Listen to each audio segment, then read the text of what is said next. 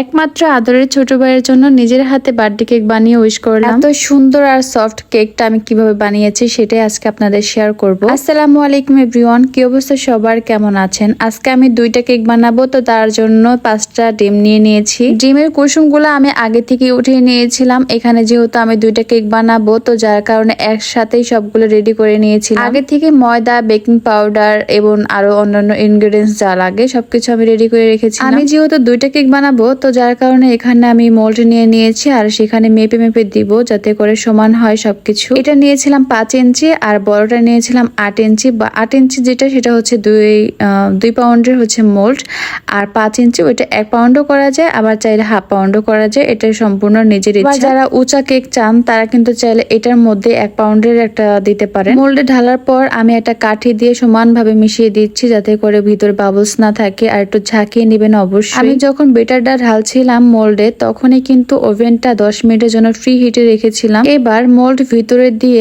Up down hit on করে 165 degree তাপমাত্রায় রেখে দিয়ে আমি এখানে 30 মিনিটের জন্য দিয়েছি। এরপরে আমি কিন্তু আরো 10 মিনিট বাড়িয়েছিলাম। এইখানে আমি সুগার সিরাপ বানানোর জন্য নিয়েছি 1 কাপ পানি, তার মধ্যে দিয়েছি হাফ কাপ পরিমাণ চিনি আর সামান্য লবণ। লবণটা অবশ্যই আপনাদের ইচ্ছা মতো দিয়ে নেবেন, যারা পছন্দ করেন দিবেন, যারা পছন্দ করবেন না তারা কিন্তু অবশ্যই এটা ইগনোর করতে পারেন। তবে লবণটা দিলে সুগার সিরাপটা খেতে ভালো লাগে, মানে কেকে যখন দিবেন। আর বাকি রইলো হচ্ছে আমি কতটুকু পরিমাণ এখানে চিনি নিয়েছি, ময়দা নিয়েছি, এই সবকিছু। তো যারা এই সবকিছুর মেজারমেন্টটা জানতে চান অবশ্যই আমাকে কমেন্ট করে জানাবেন, আর আমি নেক্সট একটা ভিডিও করে দিব আপনাদের। কেক বেকিং করতে দিয়ে আমি এখানে ক্রিম রেডি করে নিয়েছি। এখানে আমি ট্রপিক্যাল ক্রিমটা নিয়েছিলাম, তো কতটুকু নিয়েছি ওভাবে কোনো মেজারমেন্ট নাই। আসলে এর আগেও আমি একটা কেক বানিয়েছিলাম, তো বাকি যে ক্রিমগুলো ছিল সবগুলোই আমি এখানে রেডি করে নিচ্ছি। একটা কাঠির সাহায্যে চেক করে নিচ্ছিলাম যে আমার কেকটা হয়েছে কিনা। যদি কেকটা হয়ে যায় তো অবশ্যই আপনারা দেখবেন যে কাঠিটা একদম ক্লিন বের হবে, আর যদি কেকের ভিতরে কাঁচা থাকে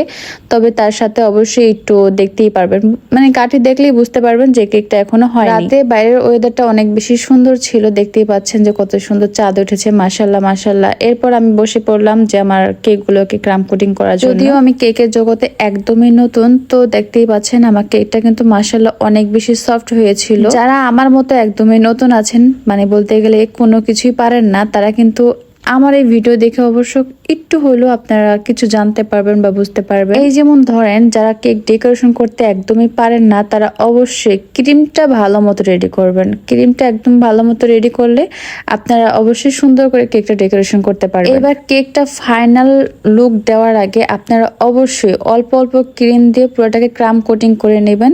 নেওয়ার পর আপনারা সারা রাত কিংবা যদি অনেক বেশি ইমার্জেন্সি হয়ে থাকে তাহলে 2 থেকে 3 ঘন্টা নর্মাল ফ্রিজে রেখে দিতে পারেন, বা যদি আরো বেশি আর্জেন্ট হয়ে থাকে তাহলে আপনারা ডিপ ফ্রিজে রেখে দিতে পারেন 10 মিনিটের জন্য। ফ্রিজে রাখার একটাই কারণ, সেটা হচ্ছে আপনারা যখন কেকটা ডেকোরেশন করবেন যাতে কোনো রকম গুটি গুটি উঠে না থাকে, মানে কেকের ভিতরে যে গুড়ি গুঁড়াগুলো উঠে না যে কাটার সময়, সেগুলো যাতে ক্রিমের উপরে ভেসে না থাকে। তো আগে থেকে অবশ্যই আপনারা ক্রাম কোটিং করে নেবেন।